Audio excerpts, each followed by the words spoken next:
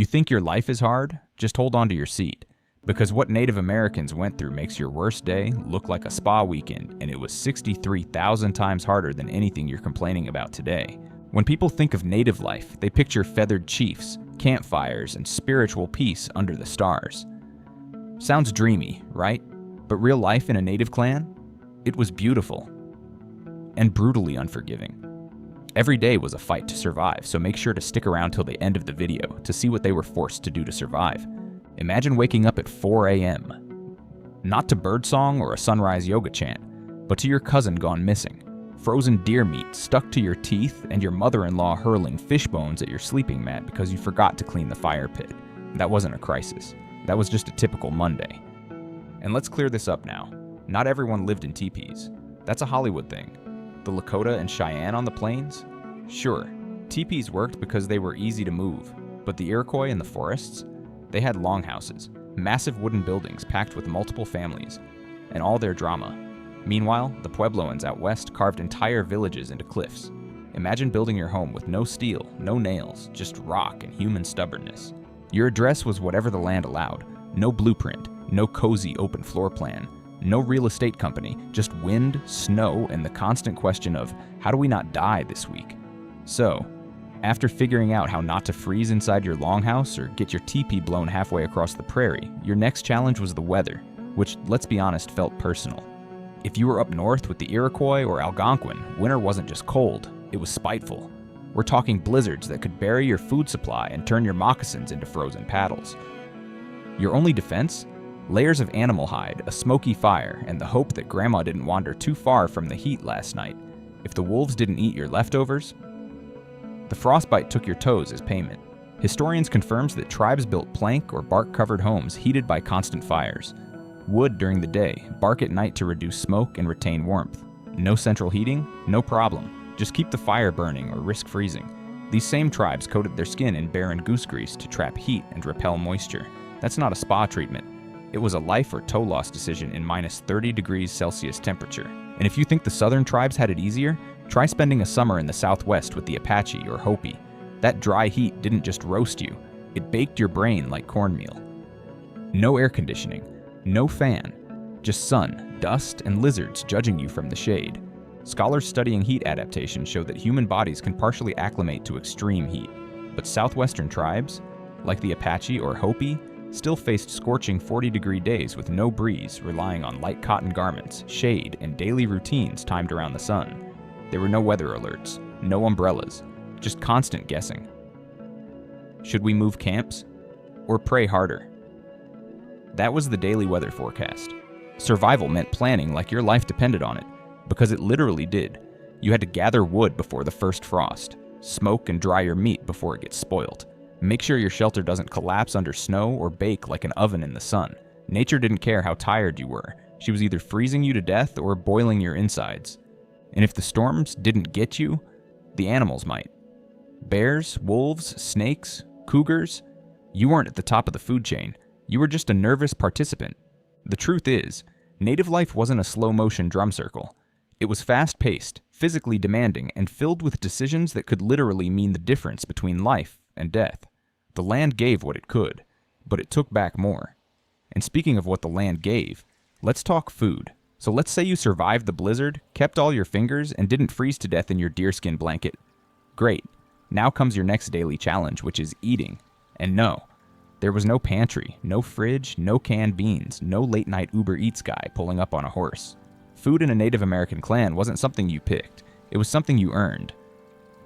One blister and one frostbitten toe at a time. If you were lucky, you had access to rivers and game. But hunting wasn't like some peaceful forest stroll with a bow and good vibes. You could be out for days tracking deer, only to come back empty-handed, covered in mosquito bites, and dangerously close to being the hunted yourself. Bears don't care that you're hungry. Neither did wolves. Farming? That took patience and a good relationship with nature. Tribes like the Mandan and Hidatsa in the Great Plains stored corn, beans, squash, even sunflowers in underground caches called cache pits. They packed food into animal bladders or woven bags and buried them deep to survive the winter. And every time they uncovered one, they held their breath, hoping the food hadn't rotted or been raided by mice or rival clans. That was their version of opening the fridge and praying leftovers were still good. Salt? That was a rare luxury. If you found it, you kept it like treasure. If not, boiled roots and bland stew were dinner. Again. And if winter came early or hunting failed, starvation wasn't a headline. It was just Tuesday. The hard truth? Every single bite you ate, someone bled, froze, or risked their life for it. So, let's say you finally brought home a rabbit, dug up some roots, and your food stash didn't get stolen by raccoons. Great. You made it through the day. But now, you've got another problem. People. Other tribes weren't just distant neighbors. Sometimes they were old rivals. Sometimes they were just hungry. And sometimes they were both. Intertribal warfare wasn't about bragging rights. It was about resources, survival, and sometimes plain revenge. And trust me, the rivalries were real. The Iroquois weren't just fighting, they were running full military campaigns against the Huron, Algonquin, and basically anyone breathing near their land. Anthropologist Keith Otterbean's research on Iroquois warfare highlights how mourning wars were culturally driven, designed to avenge or replace lost clan members. These were not random raids. They were seen as necessary to keep the community alive and spiritually balanced. The Apache and Comanche were locked in brutal power struggles across the Southwest. A thesis from CSUSB describes how the Comanche became master raiders by adopting hit-and-run tactics and horse warfare, making them a nightmare for rival tribes like the Apache. The Lakota and Crow? If they weren't fighting, it probably meant one of them was planning something worse. And forget polite warfare. This wasn't two lines of men taking turns. You had tomahawks, war clubs, bows, arrows, and sneak attacks at dawn. Ambushes were common. Kidnapping? Definitely a tactic. Even scalping? Yep. That happened, especially as trophies or proof of victory. You never really felt safe. Getting water could get you killed. Tending corn could make you a target. The only thing worse than stepping on a cactus was stepping into a Dakota war party just trying to refill your water pouch. And even when peace was made, it was shaky. Alliances shifted like sand. One bad trade, one stolen horse, one insult at a ceremony, and boom. You were back to defending your clan with sharpened sticks and adrenaline. And remember, while all this was going on, people still had to raise kids, tend fires, and patch up hides. It was like living in a village and a battlefield at the same time. And speaking of danger, let's talk about how easy it was to just die. Randomly. Let's start with infection. You cut your leg while skinning a deer? That could be the beginning of the end. No antibiotics, no neosporin. Just hope your aunt knew the right root to rub on it. If not, it got swollen, it got black, and then you were gone. Then there were snakes, and not the symbolic kind. Rattlesnakes were common in the Southwest, and one bite could turn a hunting trip into a funeral. Step wrong near a riverbank, or sleep too close to a rock, and boom, sudden ghost. And cliffs? Let's just say there were no railings. If your tribe lived in a cliffside pueblo, you had to learn very young that one wrong step meant game over. Not hospital visit game over. Like fall, bounce, and disappear from family history. Now, disease. Before European contact, native tribes had relatively few large-scale epidemics. But once Europeans arrived, it was a different story. Smallpox, measles, influenza, none of which the body had ever seen before, swept through entire villages. Some communities lost 70 to 90% of their population in a matter of years. Still, many tribes believed death wasn't the end.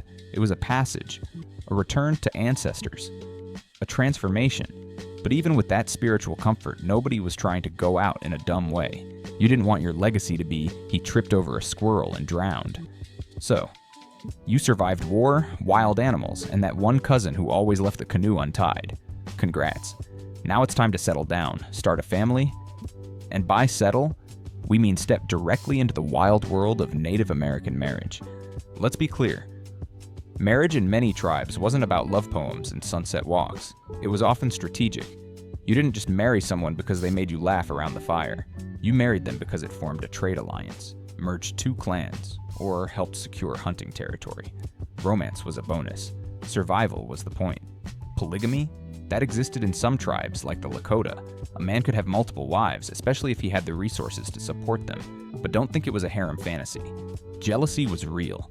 Managing multiple relationships in one tent while everyone shared the same firewood could turn into a silent war faster than you could say, bison. Divorce, though, surprisingly simple.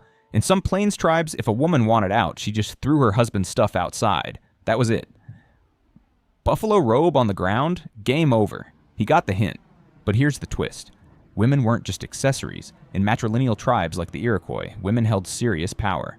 They owned property, chose clan leaders, and could kick a man out if he stopped pulling his weight. You didn't just marry a woman. You married into her world. Still, it wasn't paradise. There was pressure. There were expectations. And sometimes, you got dumped because your robe smelled like old fish grease and you forgot her aunt's birthday ceremony. It happened. But if you survived marriage, next came childbirth.